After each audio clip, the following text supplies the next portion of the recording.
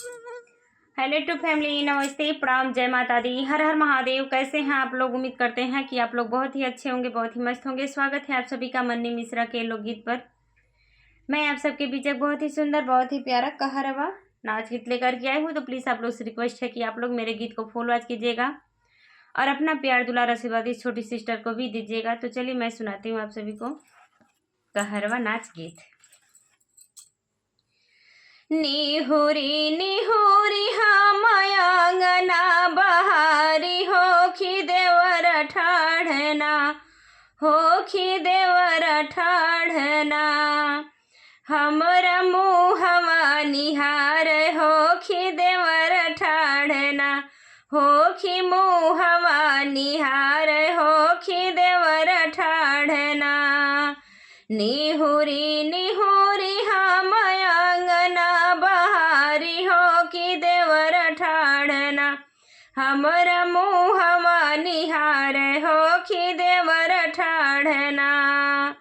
काहे का भौजी तोहरा ओठवा सुखाल होखी, काहे भौजीना होखी, काहे भौजीना। तोहरा मुहवा मलिन भय काहे भौजीना, तोहरा मुहवा मलिन भय काहे भौजीना। पनमा बिना देवर हमरा ओठवा सुखाल होखी, तोहरा भैया बिनना होखी, तोहरा भैया बिनना। पनमा बिना देवर हमरा ओठवा सुखाल होखी, तोहरा भैया बिनना। हमरा मुहवा मलिन भय तोहरा भैया बिनना, हमरा मुहवा मलिन भय तोहरा भैया बिनना।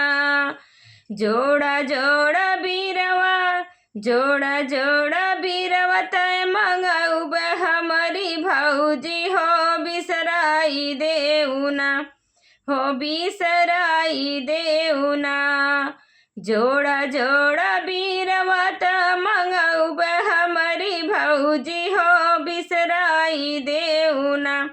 हमरा भैया के सूरतिया हो बिसराई देउना, हमरा भैया के सूरतिया हो बिसराई देउना। आगिया लगाई देवरु जोड़ा जोड़ा बीरवा हो कि नाई बिसरई बना, हो कि नाई बिसरई बना। हमरे पिया के सूरतिया हो नाई बिसरई बना, हमरे पिया के सूरतिया हो नाई बिसरई बना।